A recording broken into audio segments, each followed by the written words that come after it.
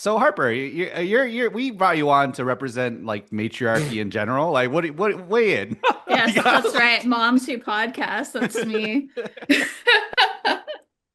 Speaking, Nope, no thoughts. okay, fantastic, fantastic. Keeping keeping it shut on that. All right. Yes.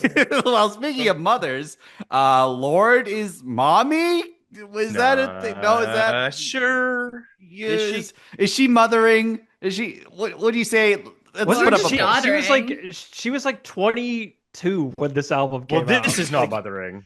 There's an argument to be made for whether Virgin has a little bit of mothering in it. Mhm, mhm. No. Well, there's a song about a fear of pregnancy, but yeah, I Wow. mean it's yeah, I don't know. I Also, don't like, think she's in her mother stage yet. okay, Lady okay. Gaga's mothering. Also, you call this Harper. You call this album like daughtering, which is like the thing you call like old people. So there's like daughtering Oh, is that around. a thing? I don't know.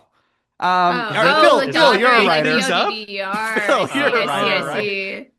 Daughtering, moving in a feeble. Daughtering is not a thing I've ever heard. It sounds like something you made up right now. No, it's real. It's like on dictionary.com.org. Yeah, Okay. Like that's a like doddering old. Yeah, yeah. It's Oh, a daughtering, play, as yes, in play like on words. Dotterer. Yeah. Doddering. Okay, yeah, That's like an Yes. old-timey word. Like That you don't- is a word. That's like Zephyr. Like But you- it got banned. You know, they But said you this were is too making the old-sounding. correlation to mothering.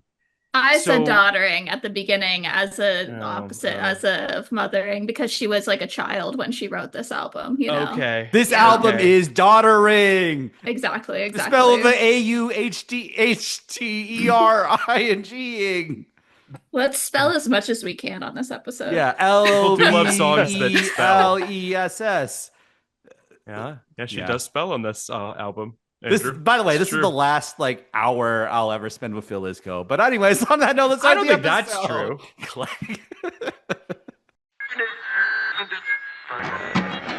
Remember that record that you bought me like 2 years ago? Well, I just remembered that it's sitting in the closet. So I called you up just to tell you I've been meaning to listen to that. I've been meaning to listen to that. Why don't you come over and talk about it? Ooh, ooh.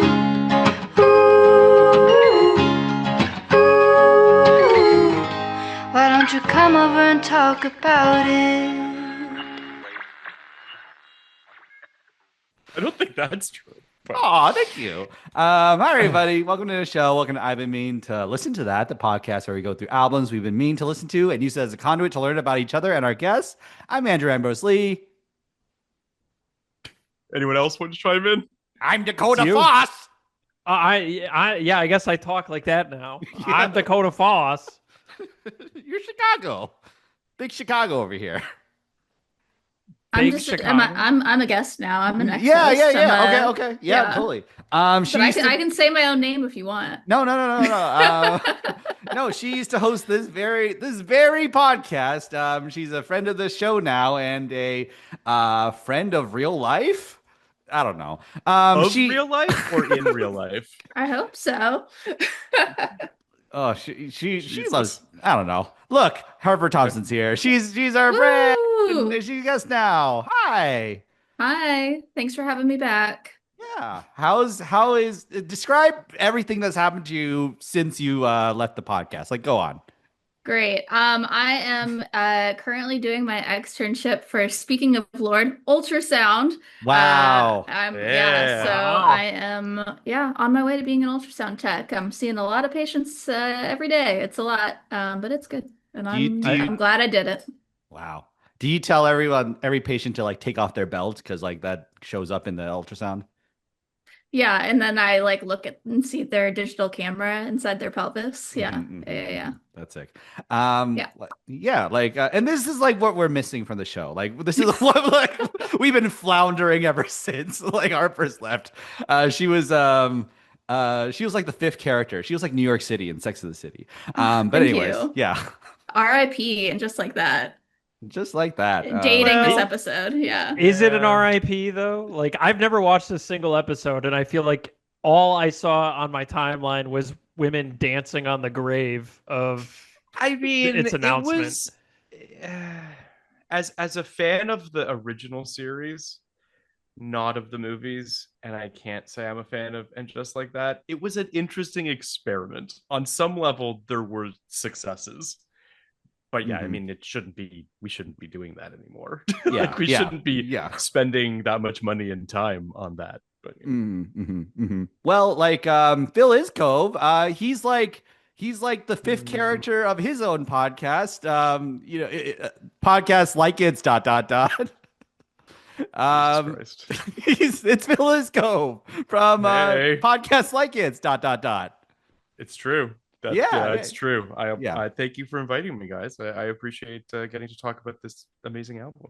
Yeah, totally. Let's get started. I'm just like having a lot of fun right now. I'm happy to see Can I Harper. just say, Yeah. really quickly, Phil, as a fan of BBC Merlin, I've really loved seeing Katie McGrath on your pod so much. It's so fun. She is lovely and wonderful, and yeah, we're doing Halloween in October. We'll be doing some Tim Burton movies with her. She's great. Nothing bad to say about Katie McGrath. Say one bad thing though. I got nothing. Okay. Okay, I'll go. I think she should be on your podcast more. I mean, listen, if I could have her on every week, I would. And she won't. So like that's a bad thing. I mean, she lives in Ireland. She's raising a daughter. You know, she's got shit to do. Well, speaking of daughters, Lorde, she's daughtering in this album, and Hell yeah. so yeah, Phil, like let's start with you. Like, Yeah. what is your Okay. we're here this episode to talk about Melodrama by Lorde, a very huge album. Like many people have said, one of the greatest pop albums of this decade, at least. Highly influential. Like it's critically acclaimed. Very shifted culture in a direction. What's your relationship to Lorde? Well, so I was a little late. I mean, I don't know that I was late. I think I got on the Lorde train when everybody got on the Lorde train, which is, around Royals. Or at least that's when I started listening to her or sort of became aware of her. I have this memory of working at UTA, a talent agency in LA, and one of the assistants, this is probably in the early 2010s, was like, I'm going to see this artist from New Zealand named Lorde at the Troubadour tonight. And for those who don't know, the Troubadour holds about 250 people. Tiny. It's a tiny, tiny venue. And just being like, I don't know who that is and what that is. Like, I just remember the name meant nothing to me. It didn't register anything for me. And then in probably the coming months, quite frankly, she probably just, I mean, my guess is that stop at the Troubadour is probably one of her first LA dates or one of her first US dates. And she kind of blew up from there. I mean, I think that it is interesting how she has sort of become kind of mythic in the sense that she really takes her time between albums. So like there's a lot of build up and sort of just excitement about what it's going to be. And I think it's because of this album in a lot of ways. Like this album was just so good and such a phenomenal follow-up to such a amazing first album, which is so rare. Like if your first album is great, chances are your second album isn't going to be, for a myriad of reasons. So I think that this being, I would argue, her best album still says something about just how sort of impressive a feat that is. I also think that she is like a little bit enigmatic and a little bit sort of people don't really know that much about her personal life per se. Which I think, she doesn't have much of a social media presence. I mean, she does and she doesn't. Like the rollout for Virgin was like a bunch of like voice memos. Like you don't got to talk about Virgin. I mean, I can't wait to talk about Virgin. But yeah, I mean, it's just a very kind of like, she's just not interested in kind of, she's going to do it her way. And that's just kind of what it is, which I think makes her incredibly special. Longtime Lorde fan, probably around the same time as Phil, because I'm a Tumblr girly. I got on Tumblr in 2010. Sure. So it was a huge time for like, I don't know, I was making gift sets and putting Lorde lyrics on top of them, you know. I was Yeah. making 8 tracks playlists, if anyone Let's remembers go. 8tracks.com. Love that. Yeah, so yeah, Lorde was huge for me in that time. And then I think when Melodrama came out, I was trying to remember like what my initial reaction. I know I would have listened to it right away, probably. But that was a very dark time for me professionally. Like I was in a job I really hated, so I think I was like probably listening to that album. I know I was listening to that album, The Greatest Showman soundtrack, that and like Really? Alice Wait, Glass a lot, like on a loop while I Oh my was gosh, like that was a working in dark this time. job I hated. Yeah, it was really dark. I'm just amazed that Greatest Showman was the same year, but I guess it It was was. like the next year. It was like, but it was, Okay. yeah, it was pretty close together that I was going through it with this album. But I do love this album a lot, and it's also the album that I listen to every time I'm like, you know what? I think it's time to like get into jogging again. Like I'm gonna start Okay. exercising because I feel Okay. like it's got like a good BPM for jogging. Sure. So I have a really particular relationship with this album. But I love it a lot, and not to get too ahead of myself, but I do think it is a perfect pop album from start to Wow. finish. Yeah. Wow. I mean, there aren't any. There's no bad songs on this album. Yeah. Like it's. I think it's also like because I was thinking about the whole Jack Antonoff of it all, and just not their personal lives, their professional lives. Um, I think it's his best produced album as well. Like I think it's a real sort of like not that he doesn't have synergy with Taylor or with Lana Del Rey, but like these two just feel like a really perfect match to each other. Yes. It's a beautifully produced album. It's like sparse but also incredibly layered. It's an impressive feat. Yeah, like it kind of like Lorde describes herself as having synesthesia. Yep. And like obviously like Caroline Polachek like claims that's not real, but whatever. Like so like there's this idea of like She's not a fucking doctor. like, but like the idea of like Lorde being like this song is like fluorescent fuchsia and then Jack Antonoff going like pew pew pew and like kind of like getting that feeling right Was away. that what it was like? That was what it was like. I feel like that I feel like he's really good at that. Like he's really good at like kind of describe like putting abstract ideas and concept into sounds. I agree with that. Yeah, soundscapes and such. But what about you, Dakota? What's your relationship to Lorde? We're doing 3 Lorde episodes, so buckle up, bucko. Yeah. Well. I hope everybody's strapped the fuck in because I have some takes on Lorde. But yeah, I mean, same as everyone. I think Royals came out onto the scene in 2012. I think that's the timeline that we're working with. Or it might have been one of those things where it came out in 2012, but it didn't really pop off until 2013 in the States, at least.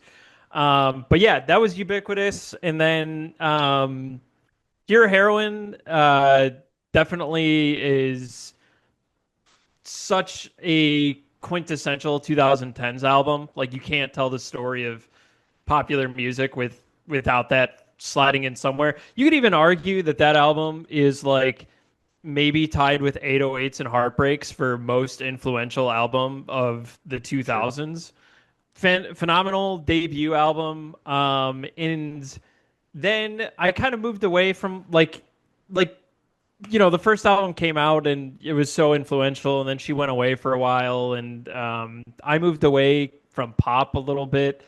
Was very curious when Carly Rae Jepsen kind of came back with Emotion. But then in the lead up to Melodrama, like she dropped Green Light as the debut single, and that was like before like Jack Antonoff, as we know him, really solidified like what he is now. So when it was announced that they were working together, I was like, "Oh, sick! The guy from Fun, he's producing now." Like they're teaming up, and I thought like Green Light was a really interesting first look at the album because like it starts off dark and murky, and then it has those like very positive pianos that are very emblematic of Jack Antonoff now. And then the album proper came out, and it actually took me like I didn't listen to it until like a month or two after it dropped because like I don't know, I was busy. I was also working a job that was like my first big boy corporate job, and I hated it. And yeah, so I found this album. I think it came out in like May or June of that year. Correct me if I'm wrong. And I didn't get around to it until probably actually like September or something. And that album, like, it hit me at the right time. It came. At least I got around to it like around a year after Channel Orange, and like I'm ready to stamp that this is like the heterosexual Channel Orange. I think that this album, interesting. I think this album is phenomenal. There is so much that can be said about this album, and I also feel like at the same time, like I'm just a cog in the machine for singing this thing's praises. But I will say that, like, listening to it again, like, for all my feelings of what will happen to Lorde after this, this is lightning in a bottle right here. Sure. And even if not physically, if their bodies somehow never touched, her and Jack were fucking on this album. they were railing the shit out of each other. Jesus. No, we're talking like pressed up against the wall, like, calling each other names. We're going crazy. This is two souls in a fishbowl swimming around and just yanking the universal feelings out of each other. This is insane. This is insane. I feel like what you're saying is, do you know that clip of Jack Antonoff with Taylor Swift where they're coming up with Getaway Car? Like, that's exactly the thing that you're saying, and I love it a lot. Like, literally though, like what other album could inspire like a 200 slide PowerPoint like this? You know? This album is just phenomenal, and I did want to revisit something that you said, Phil. I think that you mentioned that this is like a really influential album, and I would actually push back. I would say that after Pure Heroine, Lorde has basically had zero influence on the pop sphere, and I include this album in it because I don't think this album really inspired any sort of like musical aesthetics or lyrical I don't know, anything like lyrical in the mainstream. And I also think that this album is just too good. Like, anybody who was around to like listen to this and be sucked into this timeless tale of a toxic love, like, they didn't even attempt to like I can't think of anybody who really like went to bat and tried to do like a melodrama. I just feel like everybody was like too much. I think there's a pretty glaring person that did this, which is Taylor Swift. I do think that this was an incredibly influential album on Taylor Swift. I think that if you look at Supercut, that's a Taylor Swift song. I say this with love for Taylor Swift. That is a straight up pop song. Lyrically sounds very much like Taylor Swift. I think that the beef that these two people had, which was Lorde and Taylor Swift, around this time, I'm just assuming that there was some element of like Taylor looking at what Lorde was doing and being like, I want to be doing that, and being sort of frustrated by the situation. And Lorde looking at Taylor Swift and seeing someone who's so just enormously successful, and also just, I think that there is a Venn diagram of those two artists that very much crosses over. And then I would also say, certainly from a production perspective, Jack Antonoff is producing Taylor's more recent stuff. Certainly Midnight sounds like a Lorde album. I mean, totally. It's so I think that I'll give you I'll give you that. I do think that this was one of several factors that have ultimately broken Taylor Swift's brain. I don't think it's broken, to be clear, because the last thing I need are Swifties coming for my ass. I think Taylor's great. I've seen her many times live. I'm a big fan. I already did the tango with them. I'll do it again. Like, he's been doxxed. Have fun. Yeah, Tortured Poets Department is just like an infinitely inferior version of Melodrama. I think. We could debate the quality here. I'm speaking just on a purely sort of like sure. I just think that like that style though, I do think that was influential on Taylor. That's a very easy person to put it on. And I do think that this was ultimately the project that shot Jack Antonoff's stock to the stratosphere. Because he did produce like, you know, some songs on 1989 and had some production credits here and there. He was doing Bleachers. Hold on. Yeah. I also just want to say, I certainly don't mean to cut you off. No, you're good. The other album that Jack Antonoff produced a large portion of this year, the year of Melodrama, was St. Vincent's Mass Education. And those two obviously have worked together a lot since. And I think that you can see a lot of Lorde in St. Vincent and vice versa. So I think, I don't know. I'm just saying. I think this album is a timestamp for a lot of different artists. Yeah, I definitely think that it's a timestamp for sure. I just don't think like I think that this album is ultimately such a unique vibe in like the grand scheme of things that even like the Taylor Swift music that it so obviously inspired, like kind of feels dead on arrival. Like, you know, you bring up Midnights or Tortured Poets Department, and it's like any praise that's sung about it, it has like 20 qualifiers attached to it. And, you know, I am not going to ride down this road with you. You should have fun, enjoy your time. That's fine. I'm not going to. I just I'm tired of pretending, you know, like we don't need to. I'm not pretending, my man. I listened to literally yesterday or 2 days ago. I was boarding my pilot, and I was writing on cards while listening to the Tortured Poets vinyl. Wow. I think it's a great album. But all this is to say that the influence is undeniable. Whether you like the Taylor Swift stuff is ultimately beside the point. I think that this album was truly. I think if we're debating the importance of this album and what it wrought, you know, I think that it inspired all sorts of amazing artists, and that's what it should do. Yeah, I feel like for me, like Melodrama inspired like a group of musicians that like I somehow listen to that I feel like not a lot of other people listen to. Like Sigrid is up there really high.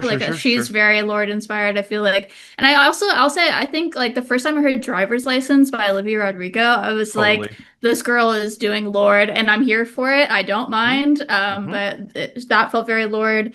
And then you know, other people like Mo. I don't know how to say that M with the O, the cross through it, you know. I do think there's kind of like exactly. There's like a kind of like area of electro dance pop that is very inspired by Melodrama, I think. I think also I mean Charlie XCX, obviously Lorde, you know, did a verse on one of her more recent remixes. I do think that like there's a fair amount of fingerprints that you can sort of come back to with this album. But I also think too that part of the reason that I think this album is so great, and the reason that I think it speaks to us and speaks to lots of young women and lots of artists, is that it really sort of like it radiates that complicated confidence of your 20s, that like messiness, feeling alive, thinking that you're way smarter and way more mature than you actually are. It wraps its arms around all of that in an accessible, but also very sort of poetic and like fucked up, messy way that isn't alienating. And I think a lot of that has to do with production. A lot of that has to do with just, you know, what Jack is bringing to it to make these songs poppy and to make these songs, you know, fun. But when you read the lyrics or you listen to the lyrics and you're just like, it's a pretty rough album in the sense of like, she's definitely going through some shit. And I think that sort of that dramatic love that you have for people at that age, that is a very, you know, your 20s and your high school years are so drastically dissimilar. And I think it's why those heartbreaks feel so much more raw, and you have to give yourself over to people in your 20s in a way that you don't when you're a teenager. And you're just opening yourself up to stuff that I think this album illustrates incredibly well, that feels like really universal. I love that. Yeah. There's very much like a like the narrative flow of this album, I do think that this just has so many similarities to Channel Orange, like kind of in like the just feel like both her and Frank like took forever to release like their follow-ups to their lauded debuts. And both of them, it really feels like they took the time to understand like themselves, their place in the world.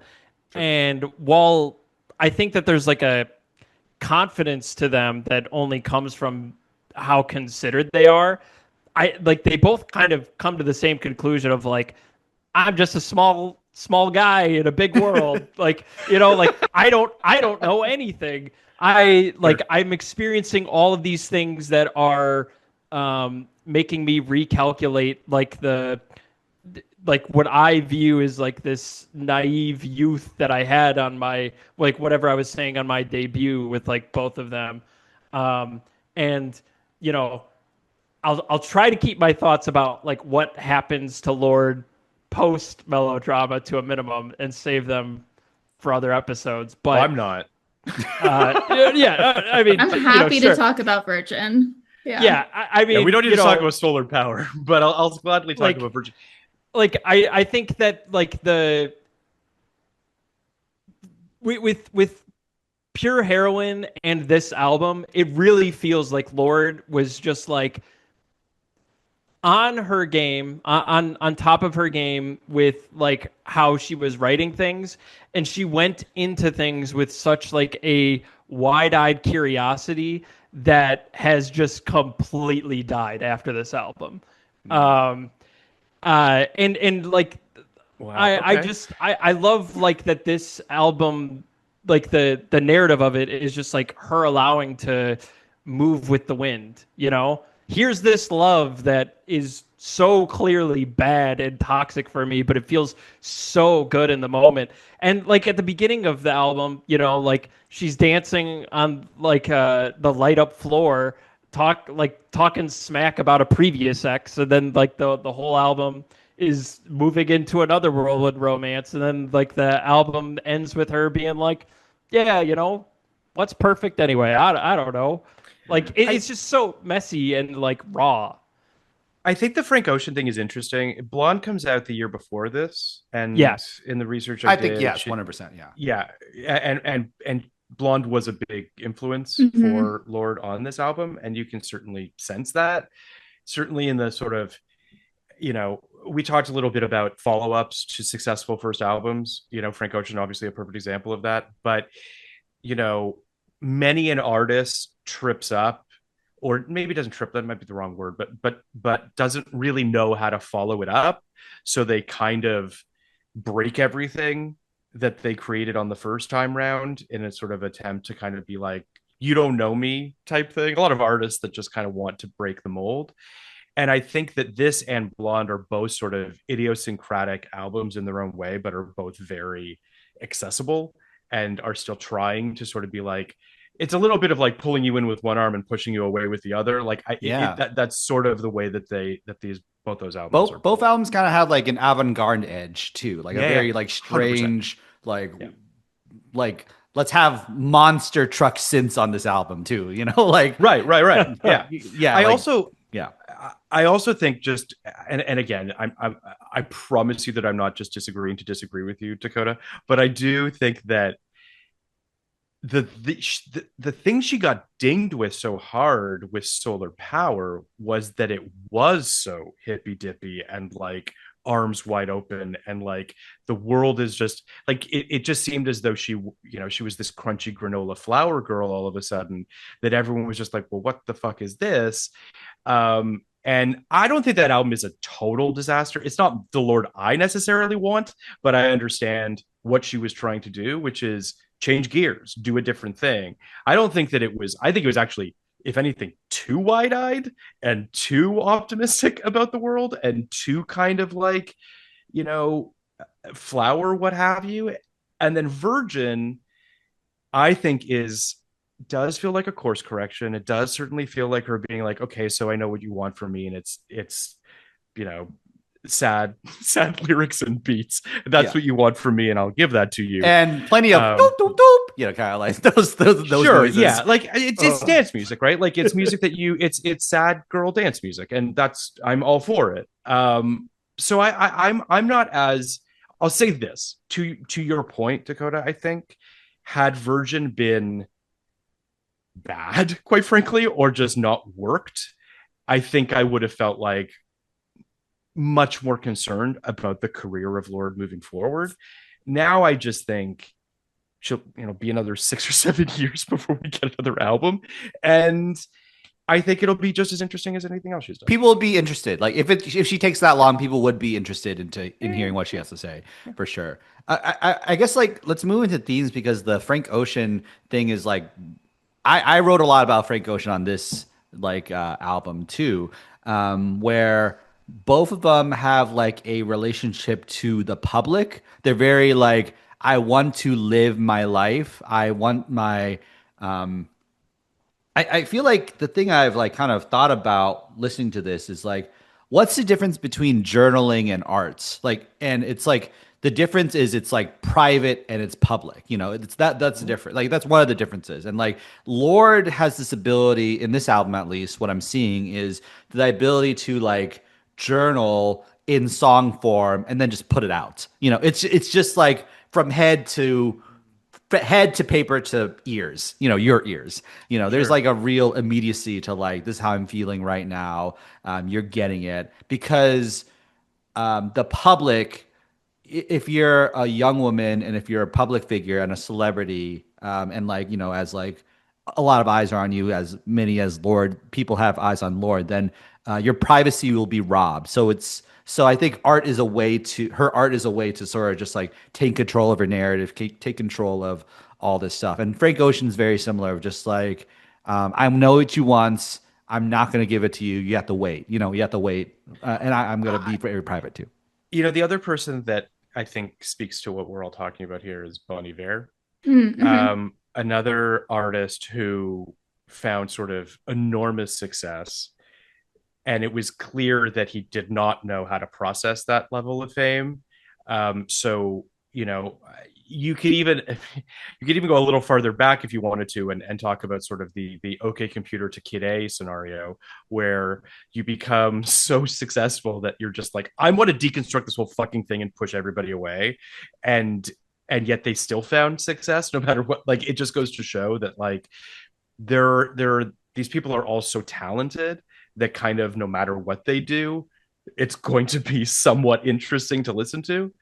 But the Bon Iver thing feels also of like, you know, he stops giving us song titles and they're just fucking like wingdings and shit. Like it's just, you're just like, I don't even know what we're doing anymore. Mhm. But I don't think that Frank Ocean or Lorde are in that category, but there certainly does feel like you'll get it when I'm ready to give it to you, seems to be the mantra from them. Yeah, and then the other thing is like their relationship to memory. Professor Sky was on our show. He talked about how Blonde is very Proustian, how it's very like Sure. a lot about Proust talks about involuntary memories, where you know he ate a madeleine, like a French candy or something, and then that sparked a different memory from his childhood that he didn't know about, and like there's like a lot of like involuntary memories on this album of just like I want to not think about this, I want to dance, and then it like a memory of like a relationship, like a supercut of a relationship pops up in her head, and it's like almost like Akira, where it's like leave me alone, ding, you know, kind of But that. it's also kind of not to be too you know obvious about it, but it also does feel kind of like acid flashbacks. It feels like a lot of like just sort of these weird pockets of memories that are existing in your synapses that kind of just fire when you don't want them to. Like it I was thinking about I listened to this album, then I listened to Virgin, and they are really interesting yin and yangs to each other, because I do think that this album, which is very emotional and very confessional, feels very much, as you said, Andrew, like journaling. Um, Virgin feels very biological, like it's very much about like this Ooh. vessel that we live in, and why does it work or not work the way that we want it to, and understand growing older inside your body. um it's just much more tactile to me, whereas Melodrama feels very sort of, as you said, memory based, very kind of like these fleeting kind of things in this. I mean, Greenlight being sort of a song. I mean, the video is just her running through the streets in the middle of the, like, it has such a like a freedom and like you're gonna live forever and everything's great. But also I'm getting, I have all these problems with vices and they're getting in the way of my relationship. Like all this kind of stuff that I think is just very messy 20s shit, whereas Virgin feels much more like, I guess I have to become an adult someday. Yeah, like I could talk about some more ideas, but like I want to hear Yeah. what you have to say about like what you took away from themes and such. It I don't know that like there were necessarily big themes that I was hit with so much as like emotions, if that makes sense. I know that sounds very, didactic, but like I do think that there is something kind of, you're kind of just going on, it's kind of what Dakota said earlier, like you're going on this emotional roller coaster with her and the various relationships that she's having. And I think that it's less kind of dogmatic. Like I don't know that she necessarily came into write, and I don't know, but like into writing this album with like a thesis statement, if that makes any sense. Like that's just not how it plays for me. But Harper, what do you think? Yeah, You're I mean, nodding. yeah, no, I mean, I think that like breakup, right, is like clearly an overarching theme of the album. It's like Sure. you're reflecting on like, memory, like you said, and I don't know. I think what's really amazing about Lorde, and again, this is also isn't really like a theme, it's just that it's like she's really good at converting these really like internal thoughts and like truths, these really hard truths into bangers. Yep. And that's Yep. like something that's really interesting to me is like that crossroads of like confessional and like I want to get on the dance floor and like I'm gonna cry it out, but I'm gonna like sweat it out, all at the same time. And I Yeah. think that's what this album is about for me. This is such like a rich album, but I don't think like there's really that much in the way of like deep themes to it, Like I think what makes it so powerful is just that it captures the emotions that it sets out to really, put forth. Um it really makes you feel them like they're yours, Like this was my first summer. I moved to Chicago, and crammed six dudes in a four-bedroom apartment for like the summer of 2016. So like when Channel Orange came out That and I was doesn't sound walking good at around, all. Phil is No. smiling like, that's Yeah. what I like. I'm just like, I'm sensing Oh, just yeah. a lot of filth. Oh yeah. That's a very virgin coded description, like just like the visceral like sweat Yeah, of it all. but Yeah. like Channel Orange came out and it was like my first summer being in like the big city, so I'm just like a lot of those feelings were like new to me being, in Chicago. Sure. And like all of what he describes. And then, the next summer rolls around, Lorde puts this out, and, I have a big boy job. Like we're going out for drinks every Friday, like, with me and all my work friends and, like dating and everything. Like being in your mid 20s, it's like messy and like such a whirlwind. And, this feels like earlier when I said like this feels like the most wide-eyed like album, like I feel that way because she's like this is the least uh proclamations she has made across any of her albums. She's not saying what to think, what to feel or anything. Like she's going in like dangerous territory, and Homemade Dynamite, she's describing like your friend is so hammered that he can barely keep his eyes open and he needs to drive us home because I want to be with you right now in this like messy environment. It's like, whoa. Oh, Even Lord? the lyric of "we'll end up painted on the road, red and chrome, all broken glass sparkling." Like, Yeah. it is very. I totally agree with what you're saying, Dakota. Like, there's a universality to that. Like, 20s, you're gonna live forever. You want to run through a wall all the fucking time. Like, you're just. It has that vibe to it. I mean, I mean, it's not a coincidence that the album's called Melodrama. I mean, it is just a very soapy album about like heartbreak and drinking and drugs and chasing good times and how fleeting they are and how messy everything is. I mean, one of the things that hit me listening to it this time was in Liability. That song made me think about friends I have that are just too much.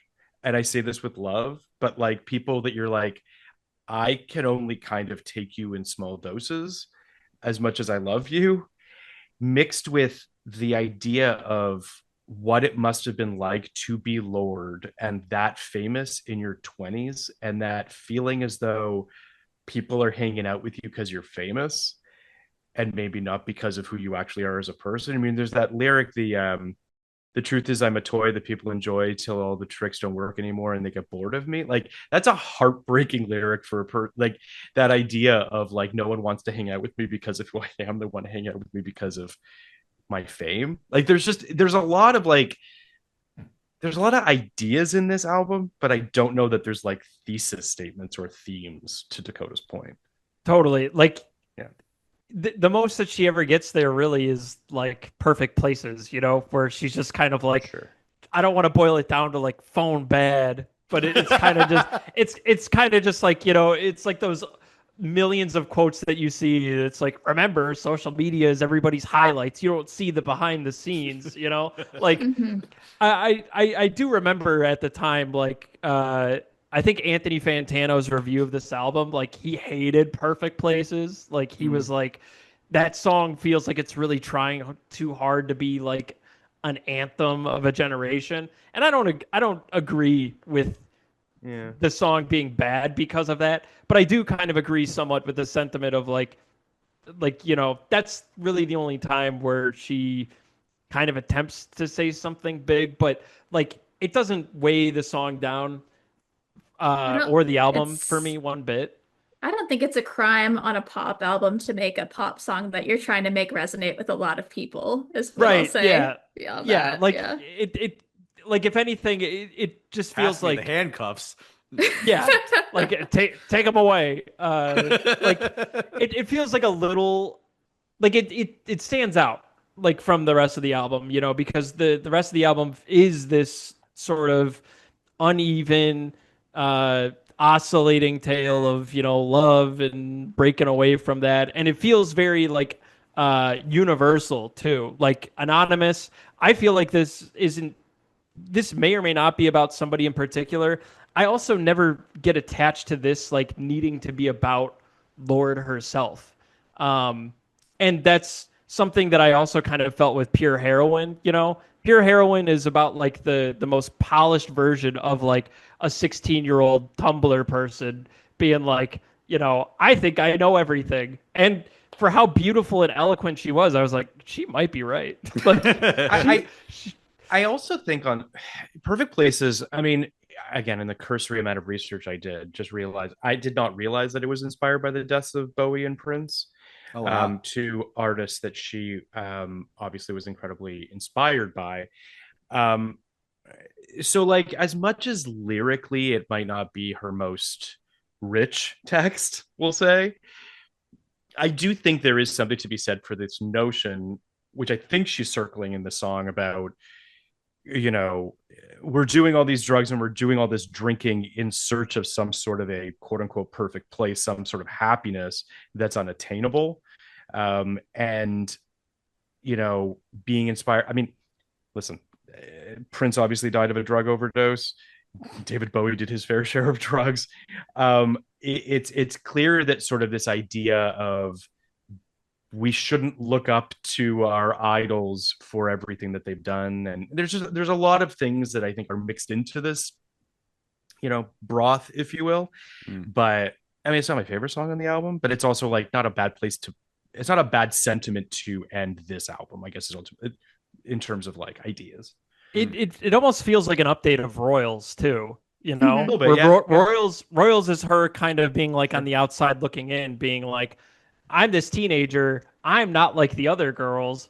And then like Perfect Places is her like, living amongst the other girls and being like, yeah, you know what? Like it's still not so great, but this time I'm I'm not on the outside looking in. I'm just inside. I'm just I thinking. think they're yeah. Sorry, go ahead. Yeah. By the way, I'm just thinking of like Lorde should work for like Sterling Cooper, where he's like, picture a perfect place. Budweiser. It's just like this is what's ad for A Budweiser. place, but perfect. Yeah. The carousel. No, I agree. I mean, it's the other thing that kind of hit me as I was listening to it today was how much she's sort of underlining the notion of art. I mean, she literally has a song called The Louvre. The idea of sort of the tactility of art, which I think is really interesting. Writer in the Dark obviously is about writing, paintings in the Louvre. Like this idea of things that last, I think is really interesting. I think that I think she wants to be a lasting artist. I think she wants to be someone that's around decades and decades from now. And I know that it was very hard for Virgin was a very painful album for her to make. It was very hard for her to make. It was a lot of like, can I do this anymore? Especially after the reaction to Solar Power. This is sort of at a moment when it feels like she thinks she's bulletproof, right? In a great way. Like as an artist, it's like, I'm going to be doing this forever type thing, which I imagine must have been incredibly exciting. And then to have this album so warmly received on top of everything else must have been just so validating. But she's questioning herself a lot in this album as well. I mean, the Louvre, one of the best lines is, they'll hang us in the Louvre down in the back, but who cares? It's still the Louvre. Like, I think that she's recognizing all that. Because feelings last forever. Feelings don't last forever, but art lasts forever, making the feelings last forever. Totally. It's like this weird sort of like snake eating its own tail. But yeah. No, I think I mean, how old was she when she was making this album? Like what? In her Like maybe like 1920s? 20. Some Yeah. 1920s, Yeah. something like that. Jesus I think Christ. this came out when she was like 22, right? Just I in think. case you were wondering if you've been successful, guys. In your Yeah, journeys. right. I mean, just Stop. I do. It's incredible. I do think like that's a good point about her wanting to like make something that lasts and like viewing this as art, because I do think that she viewed this as like her magnum opus when she was making it. Sure. Like everything from like the title, the cover being like a painting, and not So even fucking having like text on it, like it's very timeless. And everything was considered. Like she had the stage design that she sued Kanye over. I don't know if you guys remember that. I do remember. And when this album cycle was like wrapping up, like I got this $100 crew neck or whatever because she put out a line of merch that was called "Goodbye Melodrama," because like she did the world tour for Melodrama and she wanted there to be like a final thing. There's like, I mean, I've worn this so much that you can't even see them anymore, but there's like 3 poems that she wrote that are like on the sleeve and the back. It's pretentious as hell, but like I love that. yeah, it's like, girl, you deserved it. Yeah. And at the same time, like this I don't know if you guys remember this, but the rollout for this album, she put out Green Light as the lead single. I can't remember what the second single was, but Second single was Perfect Places. Yeah. okay, it was Perfect Places. So one of the singles, I'm not sure if it was supposed to be the second one or if it was going to be the third one, but it was going to be Homemade Dynamite, which third I one, yeah. think would have. Oh, okay, so she did put it out. So the rollout for Homemade Dynamite was completely derailed because there was a terrorist attack.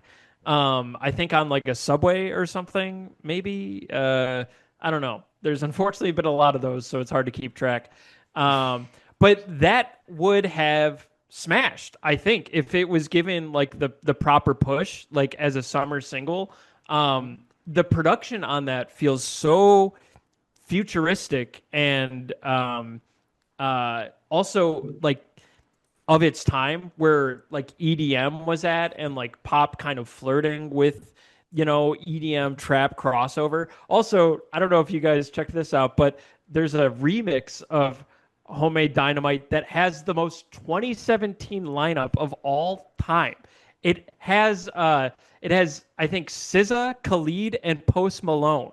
on it. Incredible. It's completely insane. It's completely insane. Like there was what? also wasn't there a remix, a supercut remix as well? There was the Yeah. supercut remix was by oh wait no I'm it's either Am I supercut crazy? or it's supercut or Perfect Places has a Chromeo remix. Wow. The other thing that should also be said too, between we don't really talk about this obviously very much, but between Pure Heroine and Melodrama, she's on the Hunger Games soundtrack, and she Yes. has Yellow executive Flicker produced? Beat. Yeah, Yeah. like there was The a Hunger big. Games she It's the was a big Mockingjay push. Part 1 soundtrack, Yeah, I and think. she does a yeah. cover of Wow. Bright Eyes as well. Yeah. And it's just because when you like Yellow Flicker Beat, which is a really good song, Yeah. does feel very much like it could be on this album. Mhm. Yeah. Oh yeah. But Yeah, yeah, I mean, sorry. No, I mean, like, to bring it back, there was a lot of tangents in there, but this really feels like the magnum opus because she was kind of anointed as like the pop's indigo child. You know, Pure Heroine came out, smashed. She instantly was tapped to executive produce the Hunger Games soundtrack. I'm glad that you brought that up. Like to work arm in arm with like Kanye Everybody. and Yeah. like so many other people at the time, and she legally she can't even drink, and she's being asked to helm like the soundtrack of one of like the hottest blockbusters of that year. And so I think that kind of contributed with her wanting to really take her time with this album and put out something timeless. And I see that same ambition with Solar Power and Virgin, but there's just so much self-consciousness that's involved because she did the debut when there was no expectations. Then she smashed it when there were expectations. And, I think on Solar Power, she got a little too big for her britches and thought that she could do no wrong, went off in a direction that people weren't vibing with. And, Virgin feels very much like you said, Philip, course correction, kind of back to Melodrama. But just back to a sound that I think people associate more with Doop, her. doop, I mean, totally, yeah. Like Sure. I mean, like what Yeah, was here to that contribute. like? For all the talk of people reheating their nachos, like what was that? Truly is like a, let's check the fridge. my thing with Solar Power is that I will not be surprised if Solar Power gets a reclamation in like 10 years where everyone's like, what album is actually fucking slaps and we were all dumb and didn't really understand it. That feels like the type of album that could happen for. I also By think, who? like, I'm just Moon Men? Like it's just like people on. you think By 10 the years from now we're gonna girlies. Moon Men? It'll be the girlies being like, yes, stoned at the Yes. nail salon. Let's Yes. do it. Let's do it. I mean, it's know? gonna. That if do you think Gen Alpha gives any fuck what we think about anything? Nor should they. But I'm looking at the soundtrack for fucking Mockingjay right now. A soundtrack that I'm just like, should I be like listening to this all the time? There's a song on here featuring Lorde, Pusha T, Q-Tip, and Haim. Dude, Shirley it was a is on good here. soundtrack. It's I- Charlie it's a good song. XCX is on here. It's a fucking great soundtrack. The soundtrack itself, like if you scan it, I did give this the soundtrack a listen during like lockdown. When I had like a listening club party with friends, and I was like, Oh, wow. I was fun. like, this looks like pretty sick. We should revisit Sure. this, and it's a total letdown compared to like the artists that are there.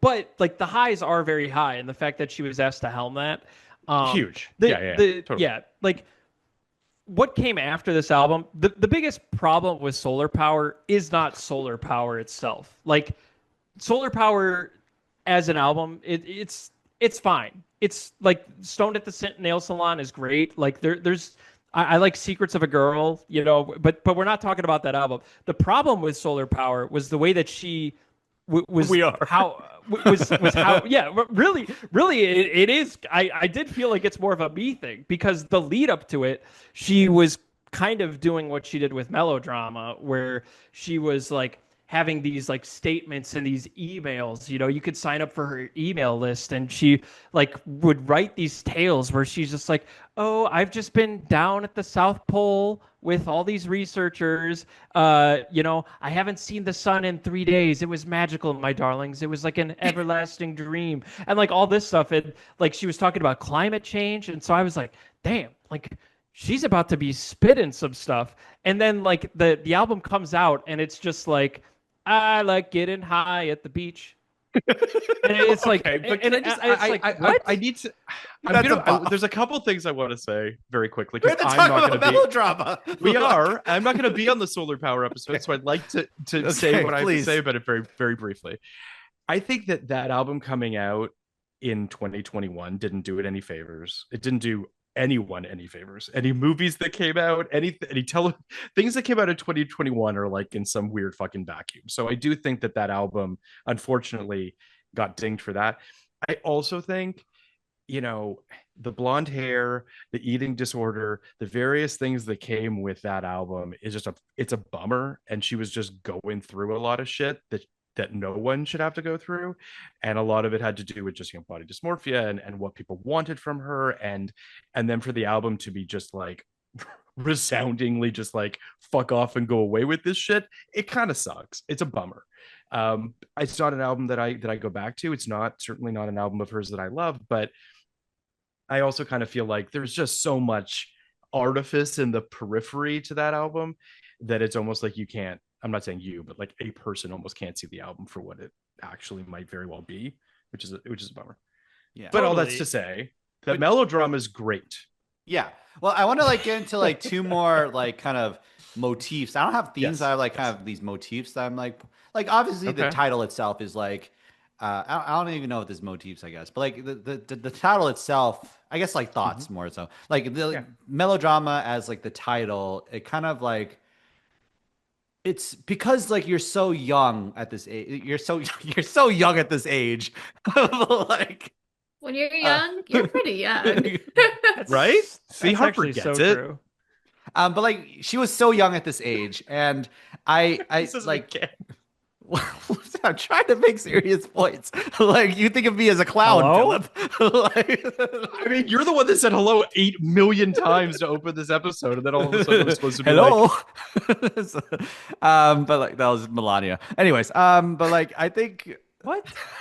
she said hello, and you wonder why I don't take you seriously. but like melodrama as this idea of like when you're young, your brain isn't fully developed till you're like 26, and like everything you're processing like this heartbreak and loss and like this push pull of like relationships for a first time. It's so overwhelming. I remember when I went through this stuff, I wanted to like, and just like the most like in retrospect, the most minor heartbreak made me want to like die and like rip my skin off and stuff. And it was just like I was like so touch starved. I was so like desperate and like and then like you know, when you're like going through like a breakup, or you're going through like a heartbreak and you're kind of like by yourself, and you don't respect yourself quite yet, like that's really hard. A lot of this album is about the pain of that. So I think by the power of her pen, by the power of her writing, she's able to like give the kind of the pomp and circumstance and the enormity of the emotions, like the proper space and atmosphere, like the string sections. Like I remember when I listened to again Channel Orange and Bad Religion, that song with the string section and like the really heartbreaking vocals and the lyrics and stuff, that helped me through my high school, like, you know, heartbreak that I felt that I don't think about now. I do not think about that. I do not feel anything as a 30-year-old. And so like, I feel like, you know, by calling it melodrama, you're kind of like embellishing the emotions while also recognizing that it's very small at the same time. That's like what Totally. that's one of the themes. And then like I would say lover is another theme, like the idea that like in this context, aside unless you're Taylor Swift, you're using the word lover to represent the person you take to a Coldplay concert. Basically, do you call your partner your lover? Like that's someone you're having an affair with. That's someone you're kind of like, I feel like the way she's like, I feel like the word lover, I think she's kind of reckoning with like how perverted and confusing it is, like the way the men treat her at the same time. So while it is kind of like I'm just a girl, this is all so small, like people are like, kind of like fucking with her, people are kind of like mistreating her and all that stuff. No, for Like, sure. yeah. I think that, I mean, to both of these things that you were talking about, I think that, you know, to harken back to the parallels with Virgin, you know, Virgin is like literally about like bodily fluids and the various things that are going on inside your body. And this album is like the emotional sort of fallout that comes from relationships as opposed to sort of a biological one. But I do feel like, you know, something hit me listening to it today about like the orchestration on Somber 2 Melodrama that almost seems like a horror movie.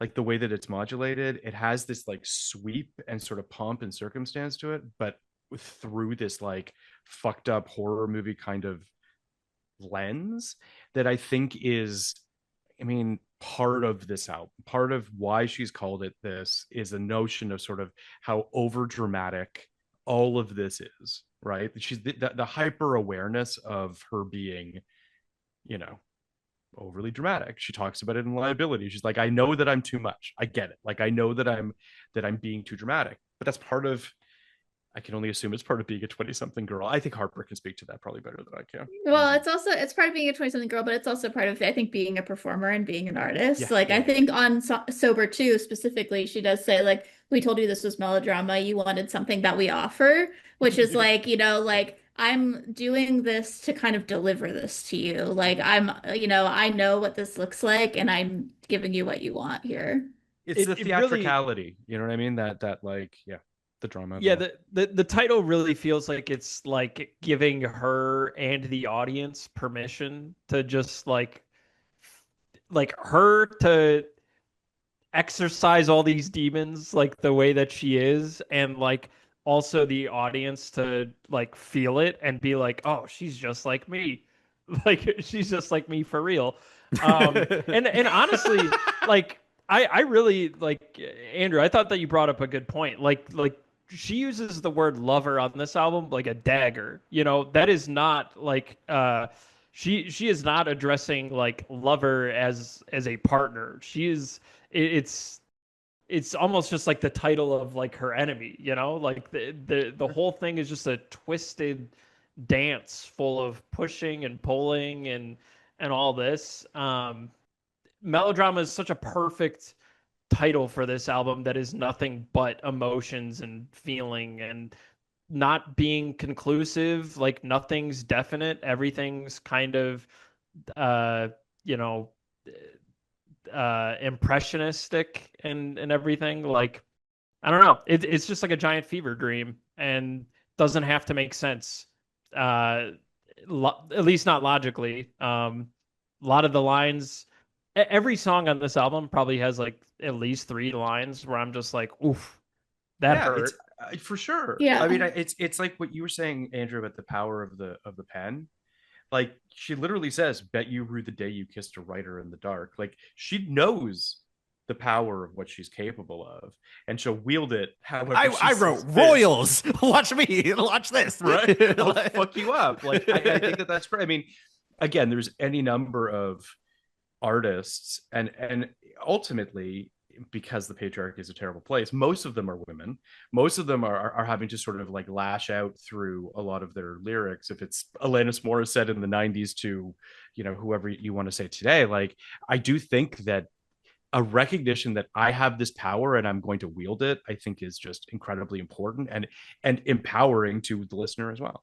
I mean, I do think that, I mean, listen, as a writer, obviously, Writer in the Dark is a song that speaks to me personally, but I do Yeah. think that like it's the power of art.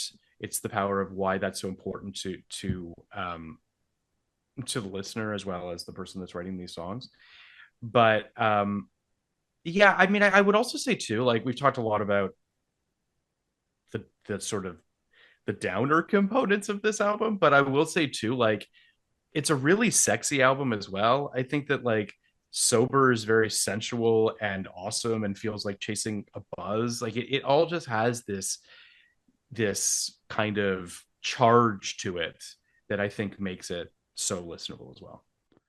Yeah, and she's not afraid to, like, as serious as this album is, like, it's also pretty damn like funny and sweet, like in ways, like when she said, like, I'll like whatever the line is in Writer in the Dark, like until you call the cops or whatever, like, there's also in the line in the Louvre where she's just like, they'll put us like in the Louvre, like down the stairs in the back, but who cares, still the Louvre. Like, yeah, it's a great line. That's funny, it's sweet, like it's so many things. Yeah, Sober too. What will we do when we're sober? Like, even just like not the breakdown in that too, when she's like, Jack and Jill get fucked up and possessive when it gets I love that line. Like, that was actually that line specifically, when I first heard it, like my jaw like dropped, because like it feels dangerous. Like, it feels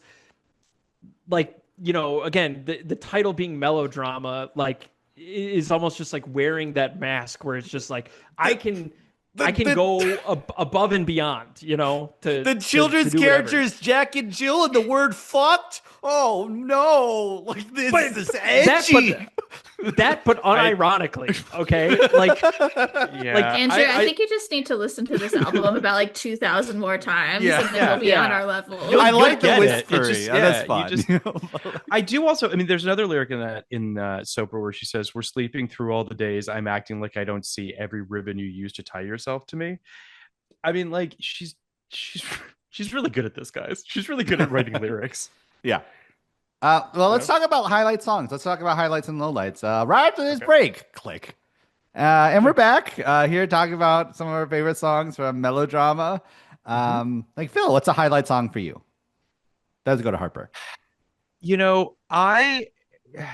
It's tough. They're all great. I mean, I really do love Sober. I think it's a great song. I think it's... And now that it's over, I'll never be sober. And now I'm so high, being a little mew mew. You know what the problem is? Now What? I hate it. Oh, no. You've ruined it. That's the problem. You destroyed it. No, I think Sober is a great song. It's definitely one of my favorites on the album. I think that, like, it's kind of the ideal tonally between sort of the two tones that exist on this album for me, in the sense of like her more slowed down ballads, like Liability, which I think is also an amazing song. But yeah, so I mean, Sober's probably the one that I would, if I had to pick, if I was like, Green Light feels a little obvious, but it is fucking great. So I don't know. Yeah, I feel like with Sober's really interesting musically too. I mean, like, just beyond the, because I mean, we can get into like, like the poetry of this whole album, like all the lyrics, but I think Sober is so interesting. Like the intro, the the thing at the beginning, and then the drums all the way through, the percussion on the song. It's a banger. It's really good. It's really good. Yeah. And I also think too, like, there are two sort of extensions on this album, in the sense of like a reprise or a a connective, what have you. And I think that Sober and Sober 2, I prefer to Liability and the reprise. Oh, whoa. I think that the two sides of Sober are more interesting to me personally than the two sides of Liability.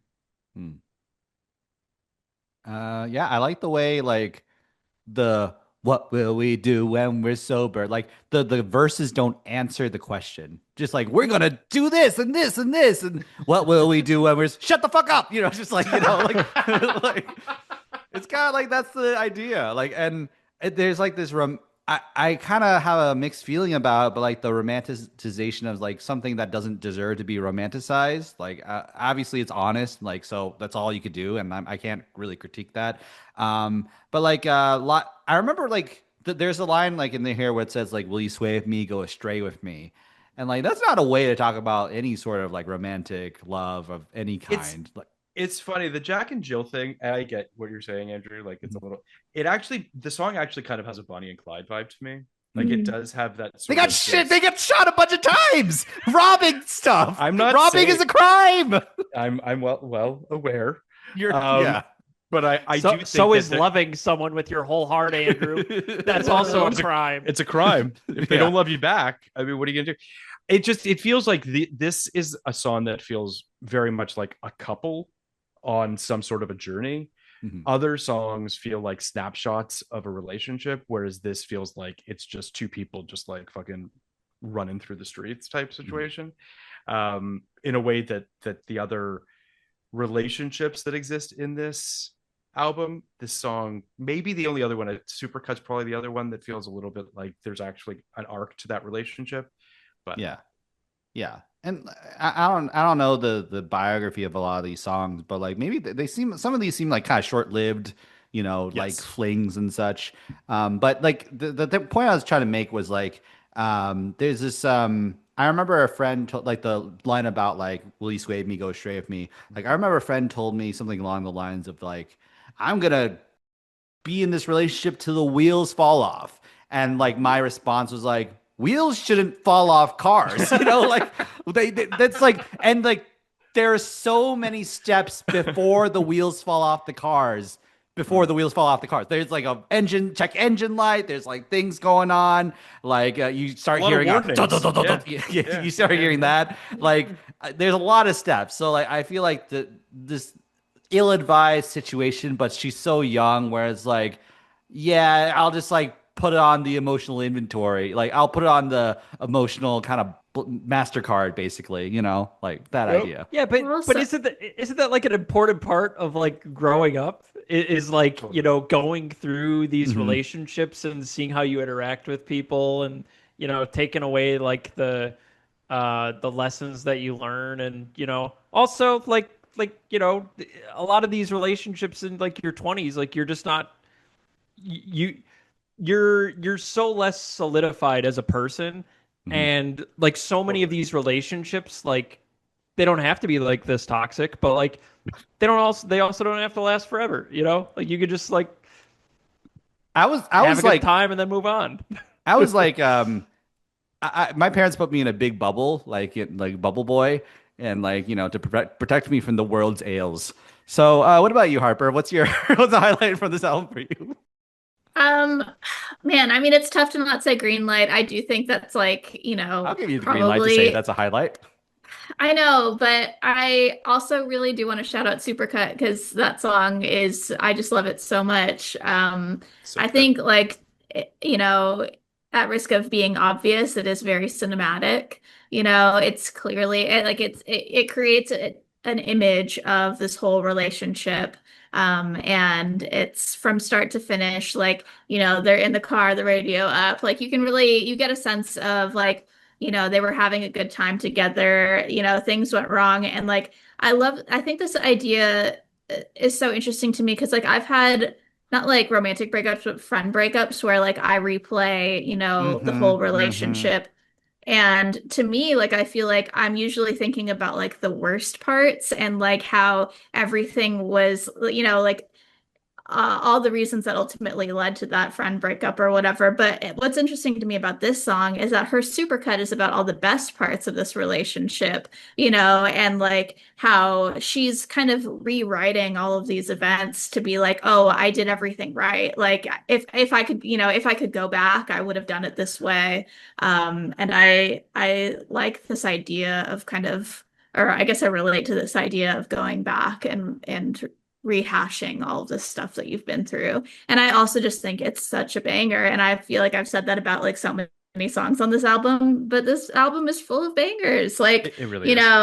And it's this, like I said before, like the crossroads of like great pop music and also like punches to the gut. Like in my head, I did everything right is so brutal to me, but it sounds so good on the song. The way I love it. The way the final chorus, like the harmonies, like Wild and Fluorescent, come home to my heart. Come on. Good. Come on. Good shit. It's good shit. I mean, in my head, I do everything right. When you call, I'll forgive and not fight.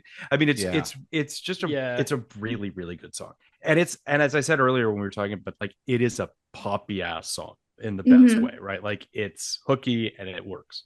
I do think, and I'll say my favorite Taylor Swift album, not to linger on her too long, is 1989. And to me, this is like very much a Interesting. 1989 kind of song. Totally. It is for Yeah. sure. Yeah, I I, mean, I yeah, sorry, please, Andrew. no, like I think like the idea of I also like how the instrumental passages in the Louvre and Hard Feelings Loveless kind of leave room for the audience member to insert your own emotional supercut in that passage. I think that's such a way to um it's such a beautiful setup for this song without explicitly like saying this is a supercut song, that anything like that. So Yeah, yeah. No, I mean, I think that it's funny listening to it today. I was wow. I always seem to bump up against Hard Feelings / Loveless, and I don't know if it's because it feels sort of like almost two unfinished songs that she just kind of jammed together. And I do think they speak to each other, but I think that Loveless has more to say than Hard Feelings does. Hard Feelings just feels like someone who's butthurt, and Loveless feels like it has something to say about a generation, you know. So She they spells the kind of word. well, but she does. We love a spelled out word, Andrew. Yeah. I mean, hot to go. Come on now. We You're a love writer. spelling You words. love like spelling words. That's why you got I into do. business, It's right? one of my favorite Like, things is just spelling words, Andrew. yeah. But I do think that like that song being in the middle of the album does sort of feel like the inflection point a little bit. Yeah, because I just got the vinyl like a couple weeks ago, and what's really interesting is, do you have it? I do. Yeah, because that's where it cuts. It's in between. They separate Hard Feelings and Loveless on the printing, which I Really? think is really interesting. Yeah. That's so It funny does. Yeah. that I'm glad that we landed on this song because honestly, like, I mean, you guys already took the songs that I mean, truly, like, I'm not going to talk smack on any song here, really, I know. but I do specifically want to call out Hard Feelings Loveless for being a banger. Like, I think that, like, it really, yeah, as you said, like, this is the inflection point of the album. I think when it really stops in the narrator's position, looking at the track list. I mean, I guess Liability, not the most fun song, but it's kind of when I think any sort of romanticism can be cast aside, where it's like, no, like this is like a very raw collection of songs, and like, she gets really deep into her own character examination after this, with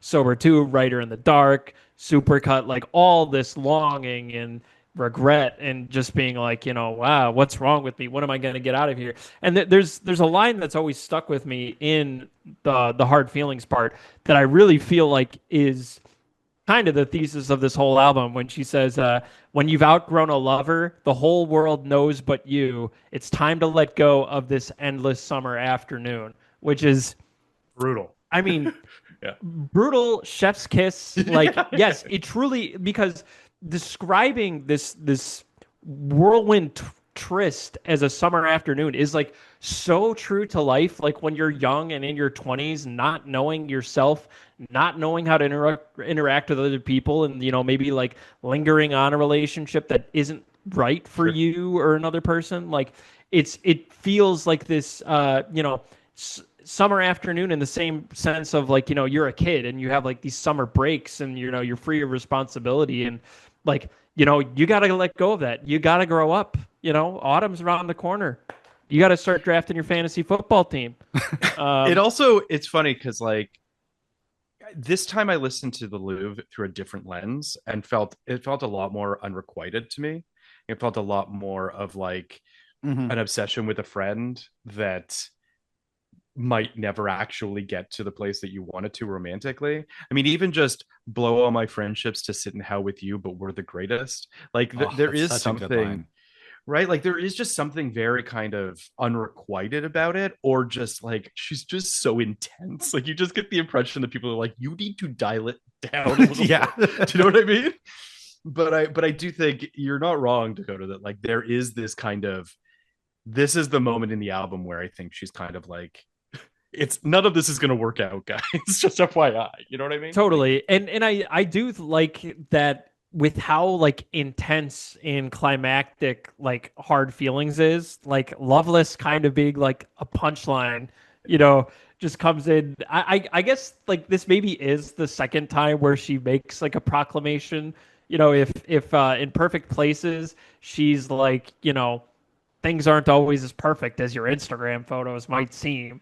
Like Loveless Generation kind of seems to be like a little, you know, isn't Tinder kind of a weird like, you know, like we're the loveless generation and whatnot. But I think like, you know, with how playful and like menacing it is, you know, just like bet you want to rip my heart out, bet you want to skip my calls now. It's like you know, it really is playing into the title of the album of Melodrama, being like, I know I'm a menace. I know like it doesn't make sense. I know that I'm annoying. I can't stop, you know, this train's going. You better get your car off the tracks because this e-brake ain't stopping it in time. I think You know, there's like also, I mean, I know she was young when she made this album, but I do think there is something performative going on here too. Right? totally. Mm-hmm. And I do think that there's a little bit of that sort of, I mean, I almost find it like her speaking voice, her natural speaking voice versus the way she sings. Like there is something, there are people that I know that I'm very close with that just can't listen to Lorde because of how affected her voice sounds when she's singing. And there is, I obviously don't mind it, and lots of people love it. And I love it, but there is something kind of performative about even her name is not Lorde. Like there's just all of these things that's part of this artist construction that I think is playing into this. Not to say that I mean, we've just obviously been talking for all this time about how rich a text this is, and I think these are all very real emotions to her, but I do think that there is also baked into that this artistry and this kind of creation that is Lorde. Yeah, and I think that that's what makes like that's only in service of making this album better. You know, she knows when she can like step it up and, you know, pull out her inner theater kid. But she also knows, I think, pretty wisely when to stop that. You know, like she only crosses the line just as many times as she needs to drive home this whirlwind romance. And I think that on later Lorde albums, she's really kind of lost that tether of knowing knowing where exactly she sits on like the performance to letting people in, you know, raw vulnerability side of her, you know, and that's kind of what I feel like she's been trying to get back on Virgin and whatnot. But here, she knows who she is as an artist, as a person, and when to ride that line perfectly.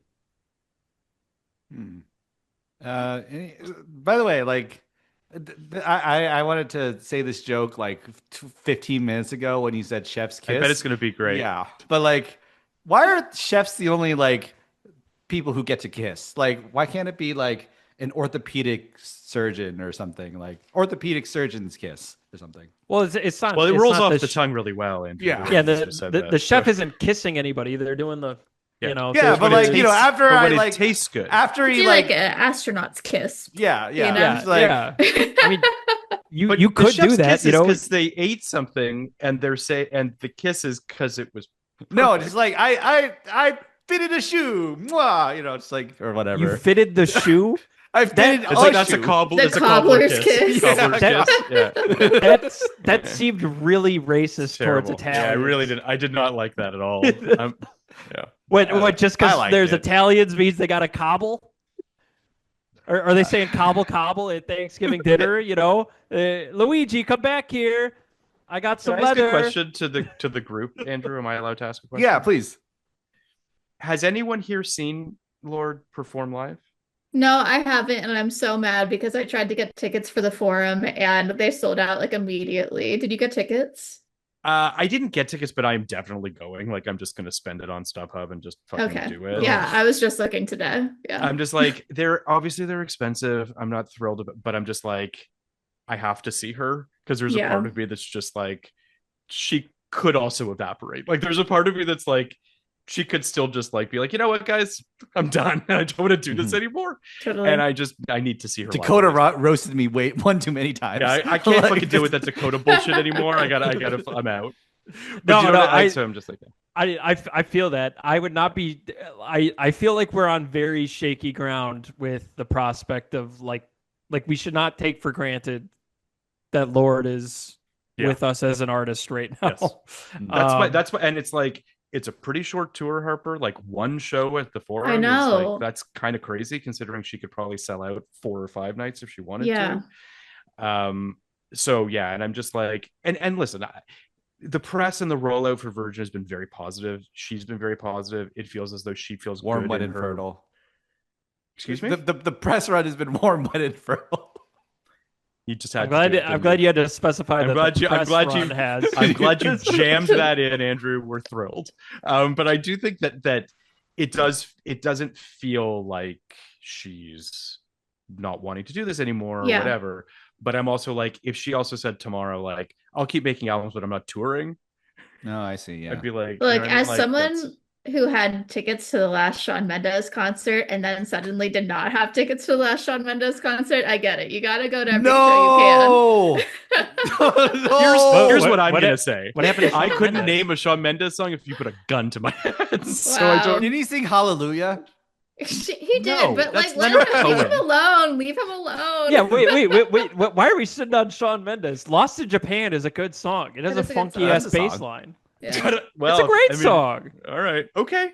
I thought what you were going to say, Harper, is there are many artists, but like Fiona Apple and Cat Power are two that come to mind of people where you're just like, if you saw them, great, because you might never see them again. I did see Fiona Apple, and can I just say she came out 2 hours late. And it was like with show. Like a whole probably at the Palladium. Yeah. She plays by her own rules, guys. She's gonna do what she wants to do. She wants to use her dog's bones as instruments. That's what she's gonna do. What a gem. Legend. I mean, come on. Just perfect. But yeah, I don't think there's I wouldn't say that I have any lowlights on this album per se, but I'll just say that Liability Reprise is kind of... I don't dislike it. Again, I'm not saying I dislike any of the songs. I think it's the only one that feels like a little formless and a little bit of a vestige in a way that the other songs don't. You know, I read about how she almost did it a cappella, and then she was like, I guess I have to put some sort of a beat behind it. I kind of think if it had been a cappella, it might have popped more and stuck out more. But I mean, I like it. I like it in terms of atmosphere setting. That's all I want to say. Yeah, I feel like to me, like it feels like the actual end of the album, and then Perfect Places is like, to me, like, okay, and we've gone through the whole night and we're going again the next day. That's what Perfect Places feels like to me. And so like Liability Reprise seems like the natural conclusion of the album. Yeah. And I also do think, like, as far as things that make you go like, what the fuck, Lorde, like when she says like, but you're not what you thought you were on that song, like it hits. I'll say this, because I know we talked a little bit about the yin and yang of part 1 and part 2 on the album. I do think that Liability part 2 makes Liability part 1 stronger in the sense that it feels like she's come full circle, and it's a little bit of like rounding off of the journey of like finding a love in herself when she's being very critical of herself in the first part. So yeah, and Sober 1 and 2, like active, like Sober 1 is like drunkenly kind of going forth into this thing she shouldn't be doing, and then Sober 2 is like analyzing the situation soberly. You know, which Sober 2 is a fucking horror movie. She literally says it's a horror movie, and it's orchestrated like a horror movie. Like the impression I get is that like Sober 1 is like, wasn't this fun? And Sober 2 is like, no, actually, it's all bad. Favorite lyrics from this album? I didn't say my least favorite parts. Good, yeah. Do it. There are none. Wow. Okay. I'll give a little bit of a cop out. Like it truly, like the cop out that I have to give is just like that this album is so good that it has cast such a long, seemingly insurmountable shadow over the rest of her work. What if Frank Ocean came out with solar power? It'd be like, oh no, like kind of. I mean, True. I'll be honest. Like, also this is reminding me. I think the rest of this episode, I kept saying Channel Orange. I meant Blonde. Blonde, yeah. Blonde was the album No, I that came got out in that. 2016. Sorry if I confused anybody. I swear I'm a real fan. But honestly, like, Frank Ocean was kind of tracking to release his own solar power, like with like DHL and In My Room and stuff. Like, that's not lost on me. Yeah.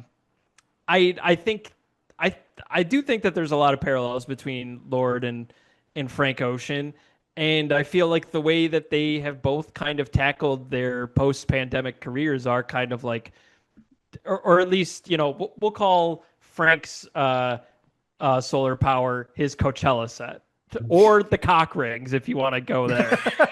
He's had a bunch of missteps since Blonde. Frank Ocean's solar power is his cock rings, of course. Yes. Someone I'll post your that sentence. somewhere. I'm willing to say that, but I think like both of them, since they're kind of nadirs, if you will, they've both gone about them in different ways. Frank has gone basically completely silent. The only headline that I can recall in the last 2 years is him and Tyler, the Creator, unfollowed each other recently. And so I'm just going to call that falling asleep. I'm like, cool. Yeah, right. Like I'm just going to call that like a tacit acknowledgement of his retirement. Honestly, at this point, I think he's to your point, Dakota. I think he's crossed a Rubicon in the sense of he's been gone for so long that no one expects anything from him anymore, which is kind of, I think, his point. I think he just wants to fucking do it when he wants to do it, and he doesn't want anyone being like, "Oh shit, a new Frank Ocean album's coming!" Like, he's gonna release it and it'll be dropped, and that'll be totally. And if he ever does release an album, that's cool. I'll obviously listen to it. I love most of his other work, but I'm at the point now where I don't care. I don't need another Frank Ocean album. Whereas Lorde kind of went the other route, where it's like, okay, solar power didn't work with this Virgin rollout. I'm gonna be super exposed and basically kill all of the sacred cows that are associated with the idea of my celebrity. She's in interviews and she's talking about the Pam and Tommy sex tape. Like, Lorde, why did you say that? She's posting selfies of her crying as part of an Instagram carousel. Sure. Lorde, why did you post that? like there's just so many things where it's just like, Lorde, stop. The mystique of you. I think you're being too hard on her, but I understand what you're saying. Maybe I am, but that's also because I held her in like such high regard, that like maybe those expectations are a little unfair, but I also don't think I can be totally blamed because I think those expectations are exactly what she was looking to accomplish with this album. I mean, I think that I'll say that like Verge is my favorite album this year. Wow. It hasn't been like a total banger of a year in terms of music. There hasn't been a ton of albums, but I would still say like it's hands down my favorite album of the year. Whoa. But I also understand that people are like, it's no melodrama and whatever, but it's much more of a return to form. I think I think I can only speak for myself, but certainly from the critical reviews, it feels like everyone's like, she's certainly back on solid ground again. We're happy to see that she's making music that's really working, and we'll see what she does next. But Andrew, to answer your question about great lyrics, I am a big fan of like when a lyric puts you in a place, when you actually like feel as though you're actually in a perfect place, in fact. And I love that this album opens with "I do my makeup in somebody else's car." Hell yeah. Like you're just like, I can see it. I understand it. It's like you're in a place immediately. We've all been in cars with women that are putting on makeup as we're going somewhere or whatever. Speaking to your privilege. Jesus Christ, Andrew. Which privilege? Yeah, like what? Anyway, I'm being silly. I do think that there is something. It just really elicits an image right away, and you understand like where you are, what's going on, and that's a perfect sort of launching point for the entire album. So I think that, and it's also just it's like the first thing you hear on this album. You press play, and she's literally like just saying, "I put my makeup on, and somebody else's car." Yeah, it just starts. And I like it's kind of like, setting the scene like a screenplay, like interior, Yes. someone else's car, and Yeah, like, Totally. yeah, 100%. In media res. yes. You know? 3 Yes. weeks earlier, it's just like, but like, To SpongeBob. but also like this, we order different drinks at the same bar. bars. That's That's normal. so good. That's normal. No, wait, no. We ordered different drinks in the same bar. Okay, so this is Yes. one where it's like I feel like it can be interpreted so many different ways actually, because it's like is Lorde like with her friends ordering different drinks in the same bar that they usually go to, or is it that she's with someone new and they're ordering because they have a new relationship? The two of them are ordering different drinks That's than how she I did in took her. it. That's what how I was took it. thinking. Yeah. Yeah, but I just feel like what I like about that is that it's just she says so little and then she gives you room to kind of create the story around what's going on. I don't know, it's so good. And she's immediately starting with drama. I know what you did, and I want to scream the truth. She thinks you love Yeah. the beach. You're such a damn like it's immediately Mhm. just like stirring the pot. Drama's happening. Like it really just is. It's a perfect opening to an album. Yeah.